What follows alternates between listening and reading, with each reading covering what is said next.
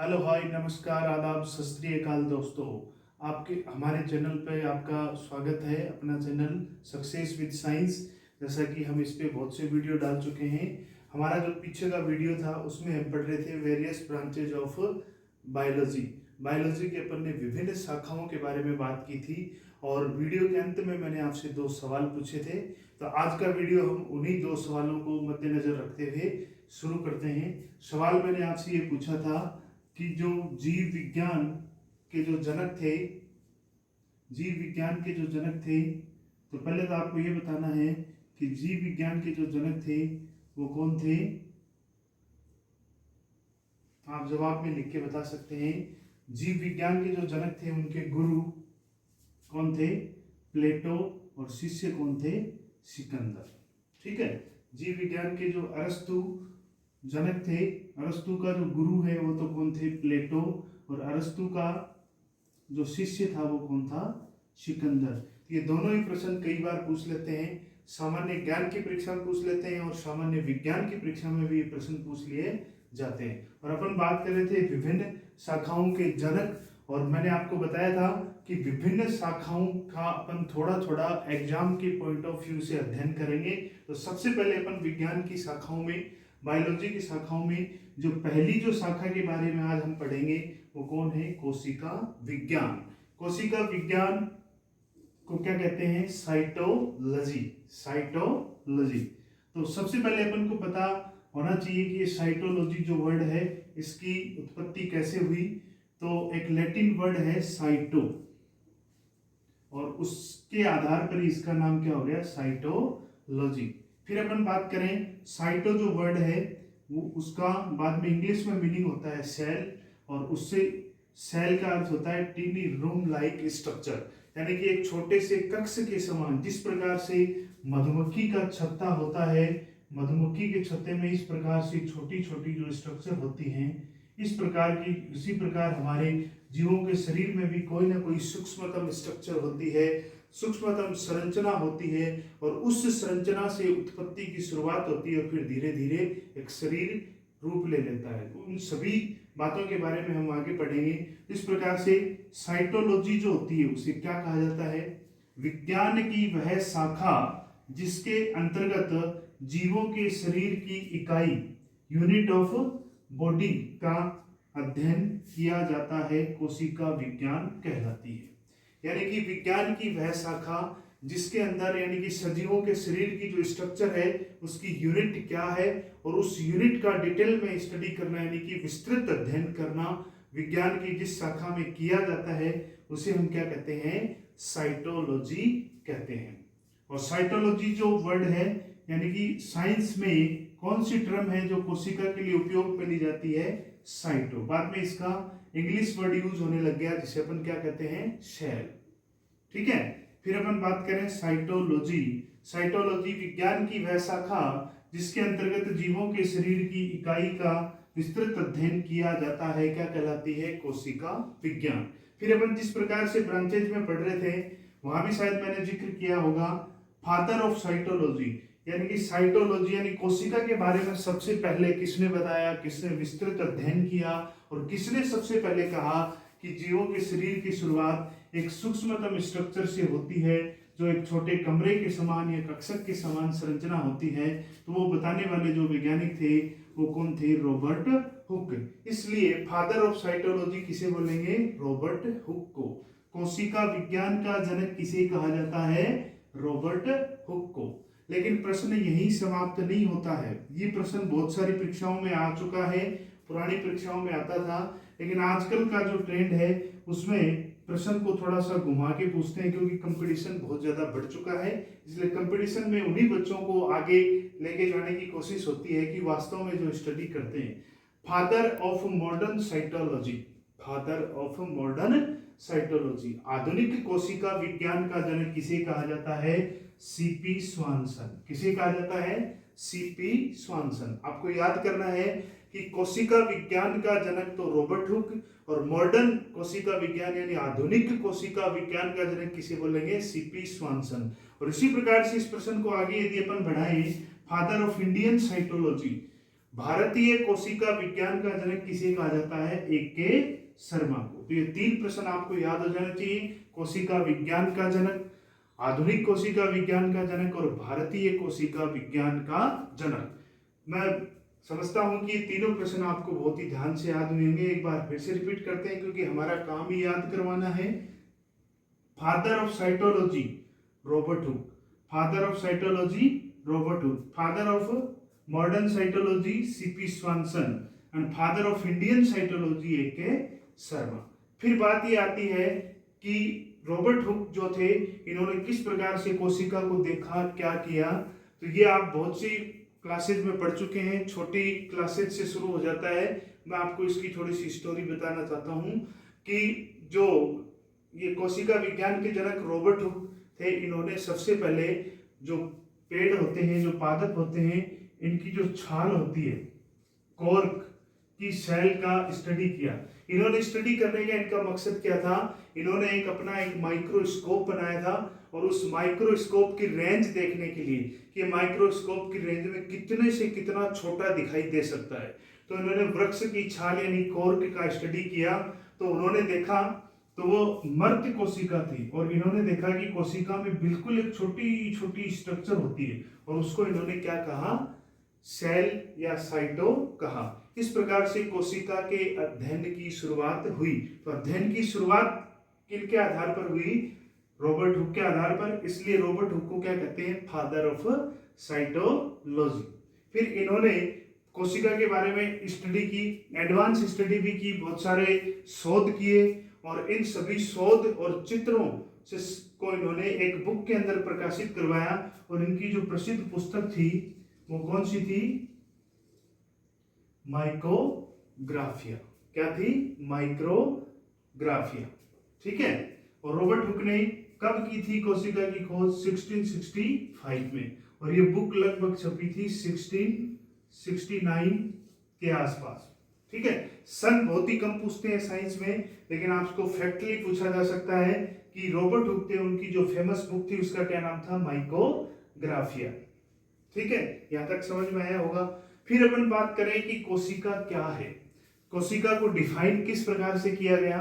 बाद में धीरे धीरे एडवांस स्टडी भी हुई और आगे अपन बहुत सारी बातें करेंगे, लेकिन अभी तक जो कोशिका की अपन एक सटीक सी परिभाषा के बारे में बात करें तो कोशिका की परिभाषा क्या है? सजीवों के शरीर की क्रियात्मक, संरचनात्मक व सूक्ष्मतम इकाई को ही क्या कहते हैं? कोशिका कहते हैं। अभी जो 3 वर्ड यहाँ पे आए हैं, क्रियात्मक, संरचनात्मक और सूक्ष्मतम।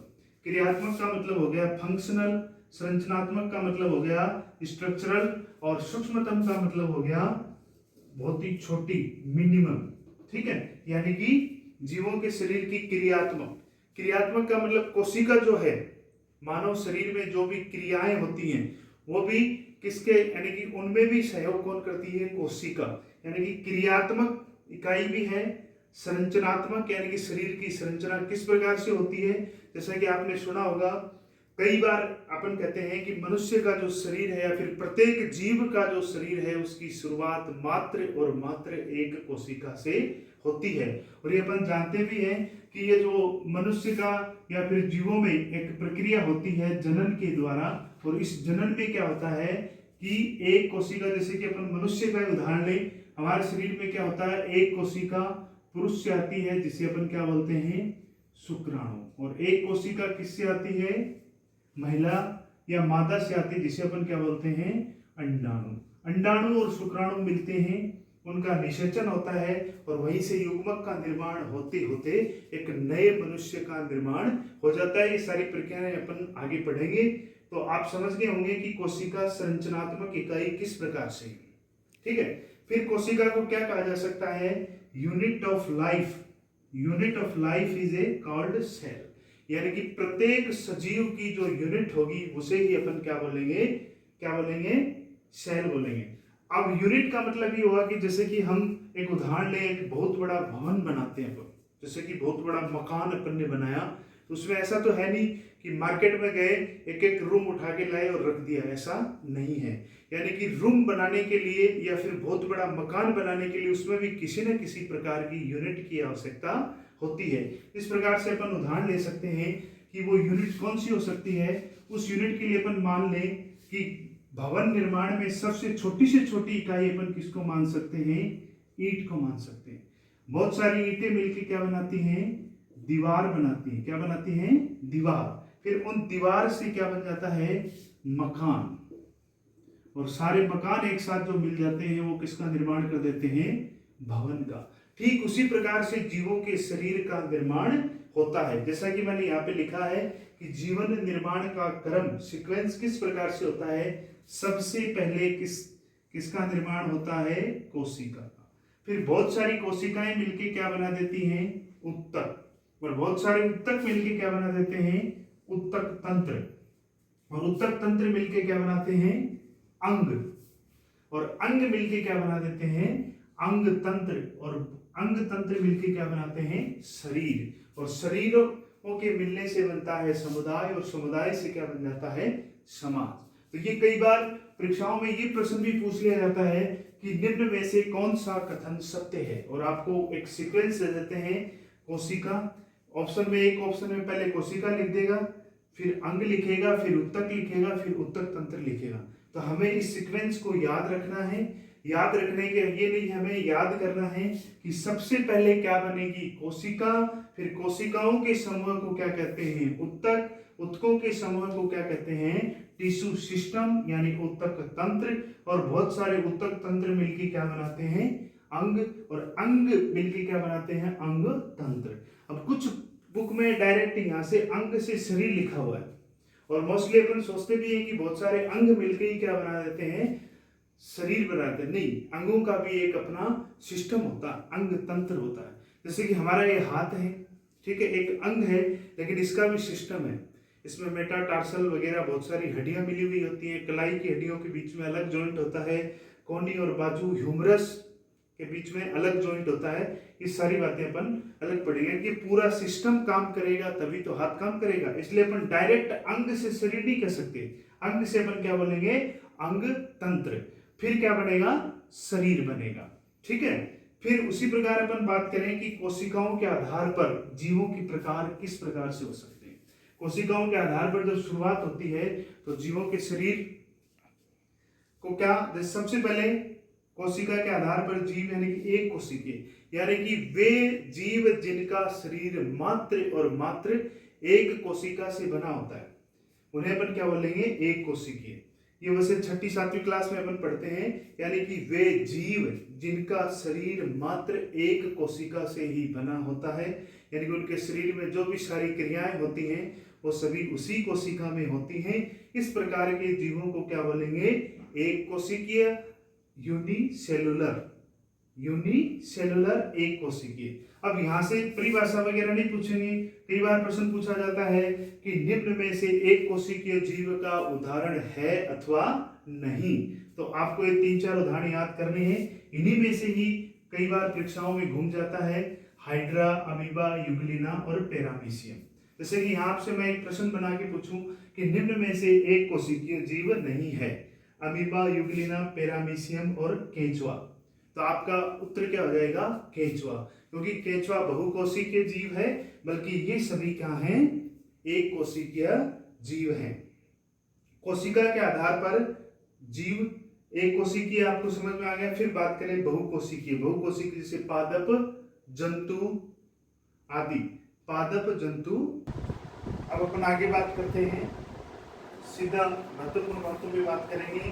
कोशिका से संबंधित अति महत्वपूर्ण तथ्य, very important facts related to cell.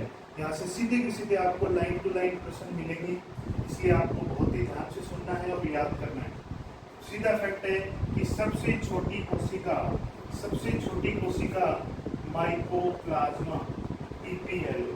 Mycoplasma PPLO. ये प्रश्न मैंने शायद एक शॉर्ट्स डाला है, उसमें मैंने प्रश्न भी पूछा था कि सबसे छोटी कोशिका क्या है, माइकोप्लाज्मा पीपीएलओ। लेकिन प्रश्न, इसी प्रश्न में से प्रश्न निकाल के पूछे कि पीपीएलओ का पूरा नाम क्या है। तो पीपीएलओ का पूरा नाम होता है pleuropneumonia like organism. Pleuropneumonia like organism यानी कि निमोनिया का जो जीवाणु होता है, जो मनुष्य की आंत में पाया जाता है, वहां से इसका अध्ययन किया गया और इसलिए इसको प्लूरो किसको कहा जाता है? हमारे जो फेफड़े होते हैं, फेफड़ों में जो द्रव होता है उसे प्लूरो कहते हैं और उस द्रव के अंदर यह जीवाणु पाया जाता है, इसलिए इसको क्या कहते हैं? Pleuro pneumonia like organism. इसके बारे में अपन और कुछ बात करें, यानी कि आपसे ये पूछा जाएगा कि ये कहाँ पाया जाता है, तो ये फेफड़ों के द्रव में पाया गया।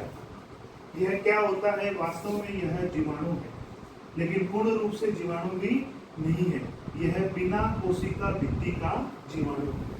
जीवाणुओं में कोशिका भित्ति पाई जाती है, लेकिन इसके अंदर कोशिका भित्ति की अनुपस्थिति होती है। इस कारण से ये न तो पूर्ण रूप से जीवाणु है और न ही पूर्ण रूप से वायरस है, इसलिए इसको क्या कहा जाता है? यह वायरस तथा जीवाणु के बीच की योजक कड़ी है। Very important factor. यहाँ से प्रश्न आपसे दो पूछते हैं। प्रश्न एक पूछेगा कि सजीवों तथा निर्जीवों के बीच की योजक कड़ी, the connective chain between living organism and non living organism, तब तो आपका आंसर क्या होगा? विषाणु। सजीवों तथा निर्जीवों के बीच की योजक कड़ी क्या होती है? वायरस। लेकिन यदि आपसे प्रश्न ये पूछे कि वायरस तथा जीवाणु के बीच की योजक कड़ी क्या है, वायरस तथा जीवाणु के बीच की योजक कड़ी क्या है, तब आपका आंसर क्या हो जाएगा? माइकोप्लाज्मा। क्या होता है? माइकोप्लाज्मा। इसमें क्या नहीं पाई जाती? सेल वॉल नहीं पाई जाती है और सभी गुण किसके समान होते हैं? जीवाणु के समान। इसलिए इसे क्या कहा जाता है? Pleuro pneumonia like organism. इसकी जो स्ट्रक्चर होती है वो बहुत ही छोटी होती है, इसलिए इसे सबसे छोटी कोशिका माना गया है। बात करें, यह अपना आकार बदलता रहता है, अतः इसे पादप जगत का जोकर कहते हैं। ठीक है ना? ये भी बहुत बार पूछा गया प्रश्न, छोटी से लेकर के बड़ी परीक्षा में पूछा गया प्रश्न। पादप जगत का जोकर किसे कहते हैं? माइकोप्लाज्मा को। ठीक है, तो ये कुछ महत्वपूर्ण बातें हैं, आपको याद रखनी है। इसी बीच एक महत्वपूर्ण बात ये निकल के आई है कि मानव शरीर में लगभग 1 खरब कोशिकाएं होती है। यानी कि हमारा जो शरीर है, कोशिकाओं से उत्तक से अंग से विभिन्न प्रकार के तंत्र हमारे शरीर में होते हैं।